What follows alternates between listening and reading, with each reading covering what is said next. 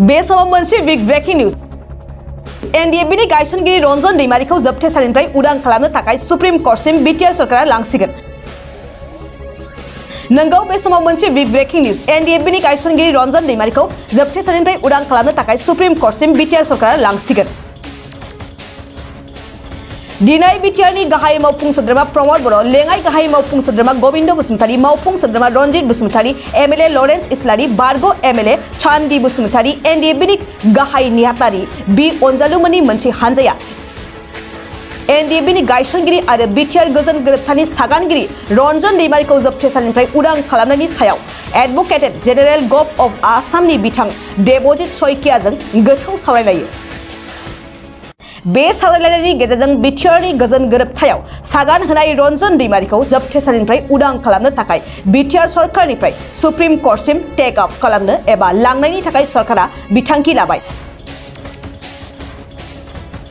बे समाव मोनसे बिग ब्रेकिं निउज NDFB नि गायसनगिरि रन्जन दैमारिखौ जोबथेसालिनिफ्राय उदां खालामनो थाखाय सुप्रिम कर्टसिम बिटिआर सरकारा लांसिगोन। नंगौ बे समाव मोनसे बिग ब्रेकिं निउज NDFB नि गायसनगिरि रन्जन दैमारिखौ जोबथेसालिनिफ्राय उदां खालामनो थाखाय सुप्रिम कर्टसिम बिटिआर सरकारा लांसिगोन।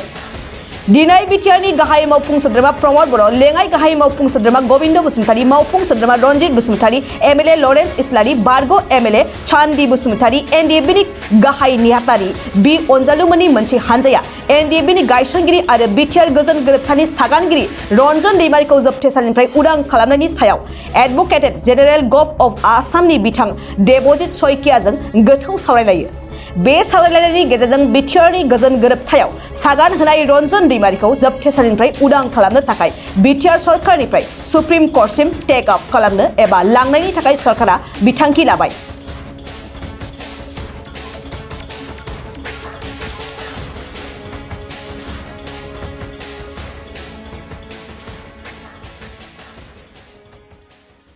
नोंथाङा सरकारि साख्रि नागिरदोंना? नोंथांनि थाखाय मोनसे गोजोनथाव खौरां। नोंथांनि थाखाय दं एडुकेट पइन्ट, जेराव नोंथाङा सोलोंथाइ लानायनि गेजेरजों सरकारि साख्रिनि गुबुन गुबुन रोखोमनि गोब्राब आनजादफोरखौ उथ्रिसारनो हागोन आरो गावनि आथिङाव गसंथानो हागोन। बे एडुकेट पइन्टआव नोंथांमोना SSC, bank PO, bank clerk, bank SO, UPSC, FSC, defence, railway, state, insurance, AAO, ADO, एसिस्टेन्टजों लोगोसे स्टेट लेभेल जब आरो माखासे सरकारि साख्रिनि आनजादाव गोनांथि जानाय आयदाफोराव सोलोंथाइ लानो हागोन। मख'नो गोनांदि बे सोलोंसालियाव साख्रिनिल' नङा, बेयाव MBA आरो सैनिक स्कुल बायदियाव एडमिशननि थाखाय एन्ट्रेन्स होनो थाखायबो सोलोंथाइ लानो हागोन। बे सोलोंसालियाव गाहाम थाखो खथानि सुबिदा दं आरो सम मथे नोंथांनि सोलोंथाइखौ बे सोलोंसालियाव होनाय जागोन। बेखौबो मिथिनांगोन दि बे एडुकेट पइन्टआव सोलोंथाइ लानानै बावैसो 2021-22 इं मायथाइनि SSC GD नि आनजादाव गासै 11 सा सोलोंसाफोरा उथ्रिसारनो हादों।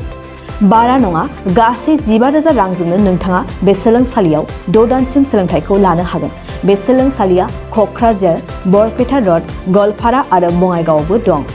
क'क्राझाराव सोलोंथाइ लानो गोसो गुदुं जानाय सुबुंफोरा 70020261333 9101 536360 70020261333 9101536360